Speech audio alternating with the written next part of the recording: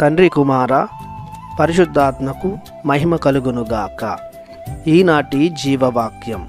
నీతిమంతుడు ఏనాడును కదిలింపబడడు, అతని పేరు శాశ్వతముగా ఉండిపోవును. కీర్తన 112 వచనము 6.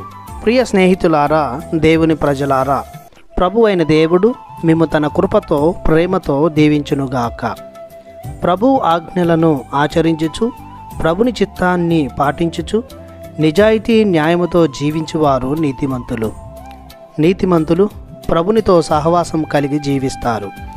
వారి సహవాసం సహచర్యం ప్రభునిలో బలపడేలా చేస్తుంది. వారు జీవించిన పవిత్ర జీవితం వారిని ధన్యులను చేస్తుంది. వారి పొందిన ధన్యత వారిని పరిపూర్ణత వైపు నడిపిస్తుంది. ప్రభునిలో ఎదిగే వారిని ఈ లోకం కానీ లోకశక్తులు కానీ కదిలించలేవు. మానవ ప్రయత్నాలు వారి ముందు పనికిరావు. వారు జీవించిన నీతి వారికి ముందుగా నడుస్తుంది. ప్రభువునందు విశ్వాసముంచు ప్రతివారును ప్రభుని ద్వారా నీతిమంతులవుతారు. నీతిమంతులను ప్రపంచం ఎల్లప్పుడూ గుర్తుంచుకుంటుంది. దేవుని జీవ గ్రంథంలో వారి పేర్లు లిఖించబడతాయి. తల్లి శ్రీసభ వారిని పునీతులుగా చేసి వారి ఆదర్శంలో నడుస్తూ ప్రభుని ద్వారా దీవించబడుటకు వారి ప్రార్థన సహకారం అర్థిస్తుంది.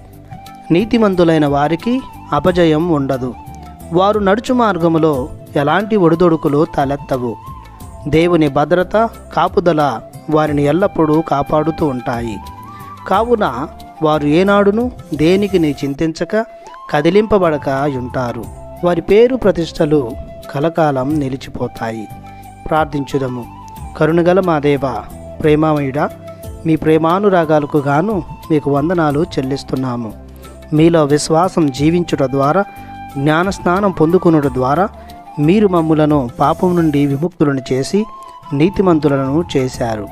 మా జీవితం చివరి వరకు మీరిచ్చిన నీతిలో జీవిస్తూ మిమ్ము సన్నుతింపజేసే శక్తియుక్తులను మాకు దయచేయమని యేసయ్య పరిశుద్ధ నామములో ప్రార్థిస్తున్నాము పరమ తండ్రి. ఆమెన్. దేవుడు మిమ్ము దీవించునుగాక. ఆమెన్.